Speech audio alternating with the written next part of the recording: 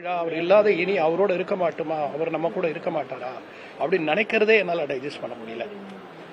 ஏன்னா 10 நாள் இருந்தார், எங்கேயோ இருந்தார், சீரியஸாக இருக்காரு அப்படின்னு சொன்னால் கூட நம்ம அப்படியா அப்படின்னு நினைக்கலாம். ஆனால் காலையில் திடீர்னு ஃபோன் பண்ணி அவர் இல்லை இறந்துட்டாருன்னு சொல்லும்போது, முந்தானத்தை அவரோட வந்துட்டு இன்னைக்கு அவருக்கு மாலை போடுவேன்னா, கல்யாணத்தில் உட்காந்துட்டு இன்னைக்கு அவர் கழுத்தில் மாலை போடுவேன்னா, இது எப்படி நான் சொல்கிறது?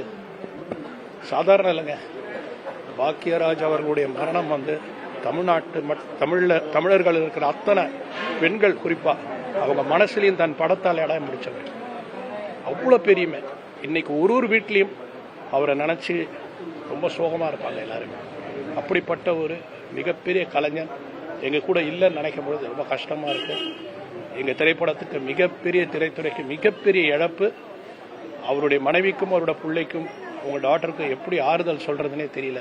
அவர் ஆத்மா சாந்தி அடையணும், அவங்களுக்கு மன தைரியம் கொடுக்கணும்னு நான் இறைவனை வேண்டிக்கிறேன். எல்லா திரைப்பட நிகழ்வுகளுமே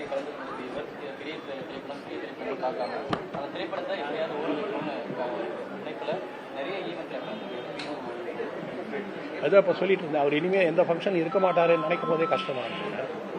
இன்னொன்று என்னென்னா, அவர்கிட்ட மிகப்பெரிய விஷயம் என்னென்னா, அவர் வந்தாலே அந்த டாப்பிக்கை எடுத்துப்பார். அந்த டாப்பிக்கை வச்சுட்டு அவருடைய படத்தோட கம்பேர் பண்ணி அந்த படத்துக்கு என்ன சொல்லலாம் அப்படின்ற மாதிரி ஒரு லிங்க் எடுத்துப்பார். லிங்க் எடுத்துட்டு அந்த சீனை மறுபடியும் சொல்லும் பொழுது, நம்ம இப்படி ஒரு சீனை பார்த்துருக்கோம், ஆனால் அங்கே கேட்கும்போது அது இன்னும் பிரமாதமாக இருக்கும்.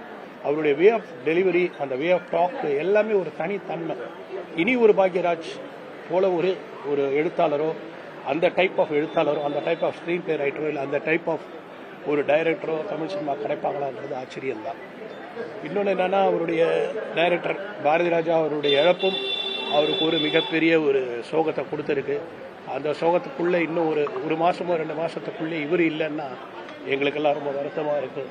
எங்கள் கலைஞர்களுக்கெல்லாம், குறிப்பாக இயக்குநர்கள் எல்லாருக்குமே, எழுத்தாளர் எல்லாருக்குமே மிகவும் வருத்தமாக இருக்குது.